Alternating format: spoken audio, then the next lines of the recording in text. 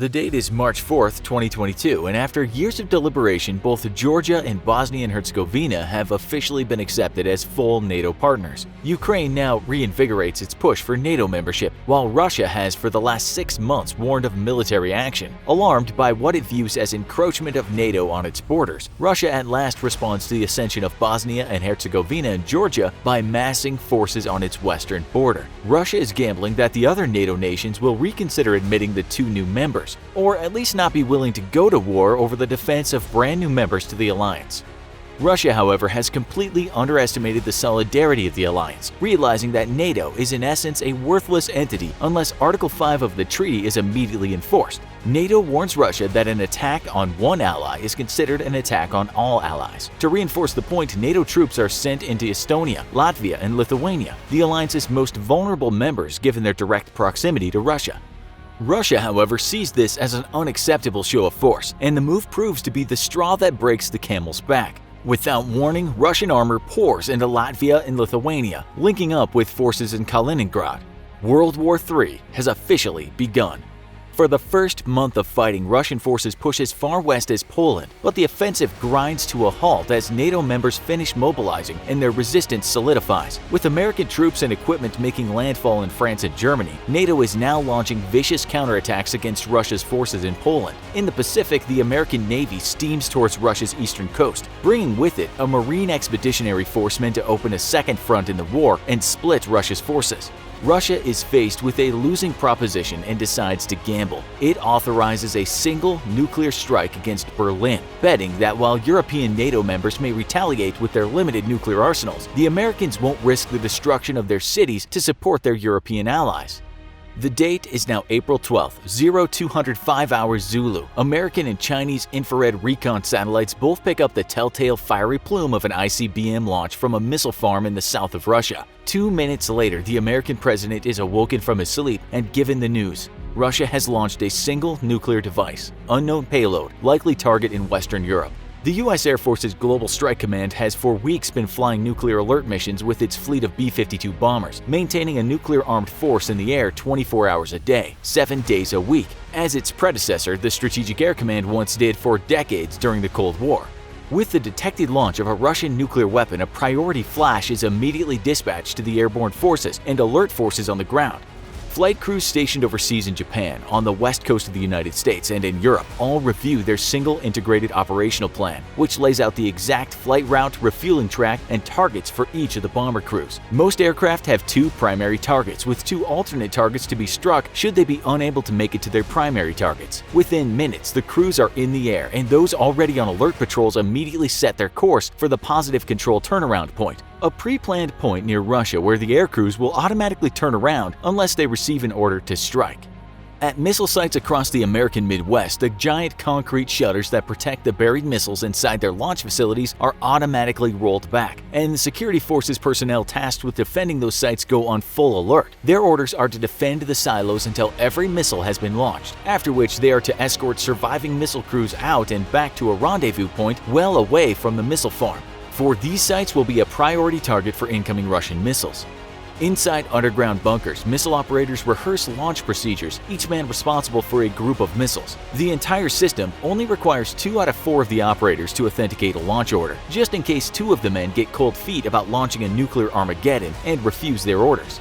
Deep in the Arctic, Pacific, and Atlantic Ocean, the U.S.'s extremely low-frequency communication system flashes a nuclear alert to America's ballistic missile submarine fleet. Each sub carries 24 Trident missiles, and each missile carries up to 8 independently targetable warheads with a yield of 475 kilotons. America's fleet of hunter-killer attack submarines have for weeks been stalking and eliminating Russia's aging ballistic missile submarines, and the survivors are bottled up near the Russian shore where they can be protected with shore-based firepower and anti-submarine patrols.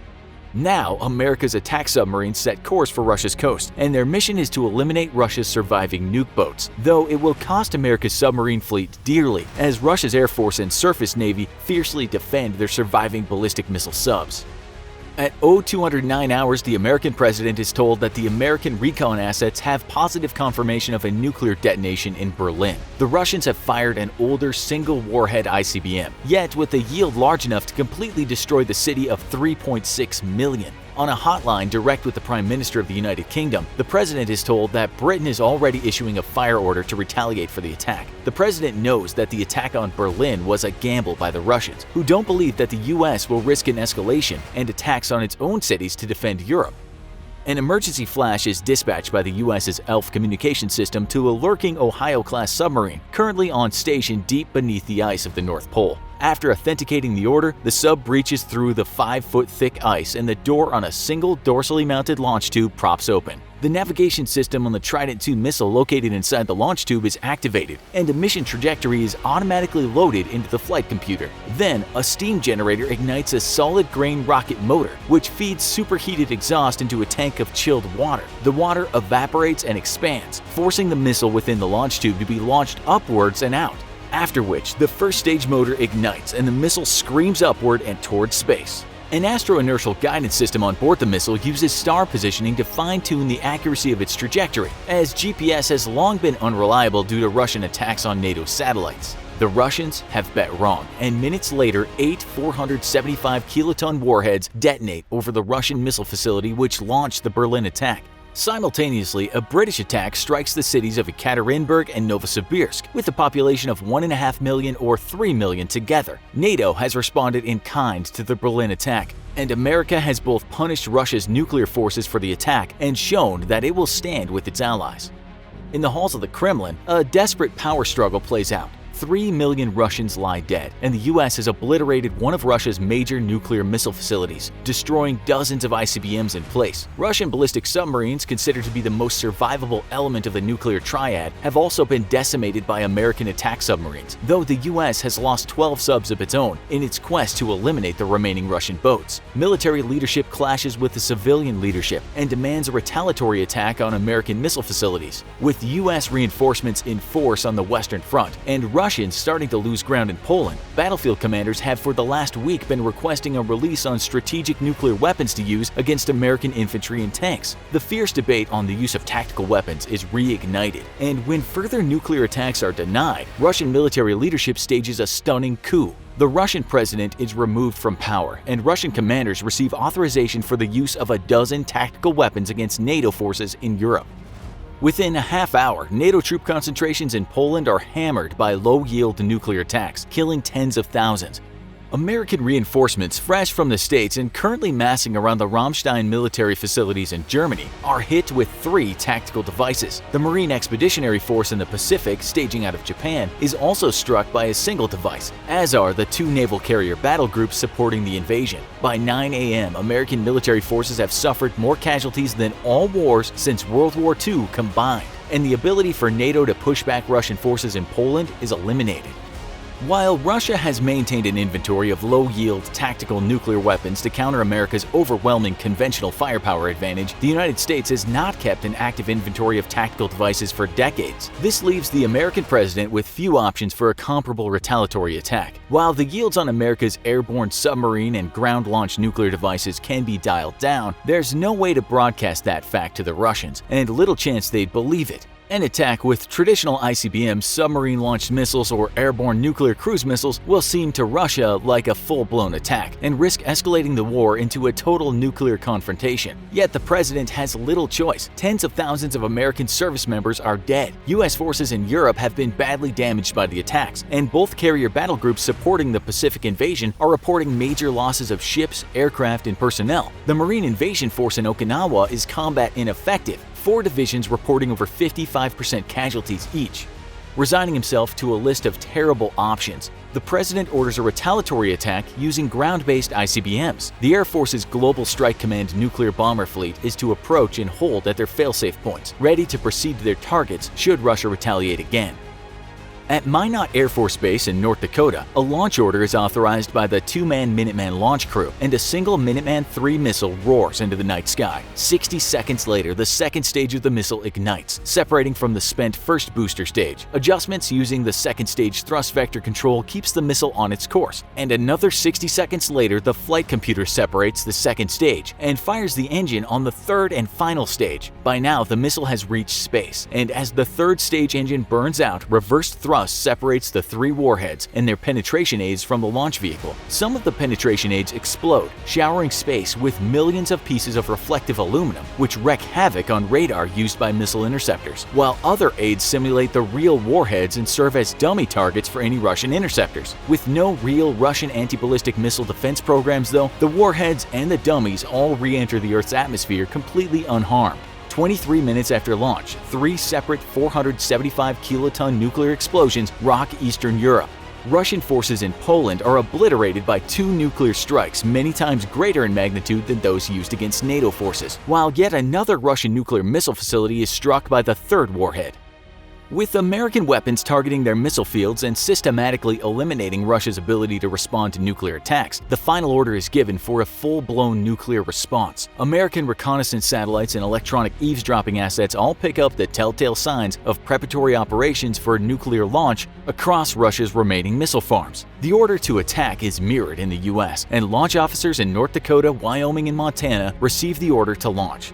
Simultaneously, American airborne assets receive an emergency flash, which when authenticated authorizes the air crews to proceed to their targets with full nuclear release. American ballistic missile submarines breach through the thick polar ice or rise to 25 feet below the waves of the Pacific in the North Sea. As Russian missiles clear their silos, it's America's nuclear ballistic missile subs which launch the first wave of retaliatory attacks, almost as fast as Russian ground forces. American submarine-launched missiles target Russia's remaining missile fields in a desperate hope to destroy them before they can finish launch operations. But for the most part, the American strikes fail to stop the launches. Secondary military targets are then struck, with major Russian military bases, supply depots, troop staging areas, and airfields all being obliterated in nuclear fire within 10 minutes of the start of the Russian attack. As Russia's ICBMs climb into the atmosphere, a wave of American ballistic missile defense systems immediately spring into action. Having spent billions on ballistic missile defense since the 1980s, all in a bid to make Reagan's Star Wars concept a reality, America now attacks the incoming missiles with a variety of tools. Airborne laser systems in Europe and flying in the Pacific managed to strike at a handful of ICBMs during their vulnerable ascent stage, superheating the missile body from hundreds of miles away with a powerful aircraft-mounted laser system. As the missiles climb into space, ballistic missile defense sites across the west coast of the United States launch their ground-based interceptors. Using a powerful radar, the interceptors scream toward the incoming missiles in a bid to destroy them through kinetic impact before they can re-enter the atmosphere. The Russian missiles, however, immediately disperse their own penetration aids, and a shower of billions of pieces of aluminum chaff wreaks hell on American interceptor radar. The interceptors switch to their visual interception systems, and advanced computer programs frantically scramble to identify the incoming warheads visually, ignoring the clouds of chaff. Half of the interceptors miss their targets, the other half manage to strike, yet of the successful intercepts, a full third are of dummy warheads. To make matters worse, the US only has an inventory of about 60 interceptors ready to fire and are completely overwhelmed by an incoming horde of hundreds of independently targeted warheads.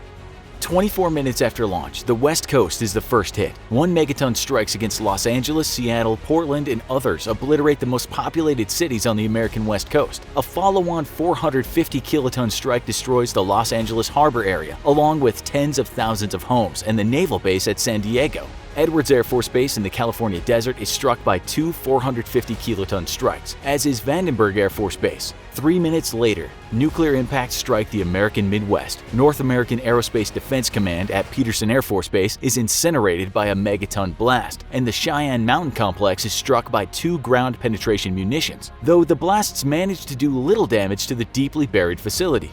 Strikes continue to roll eastwards, and a saturation of 300 kiloton strikes decimates the American Farm Belt. These munitions are programmed to be ground bursts, resulting in the scattering of millions of tons of highly radioactive dirt across America's most fertile farmland.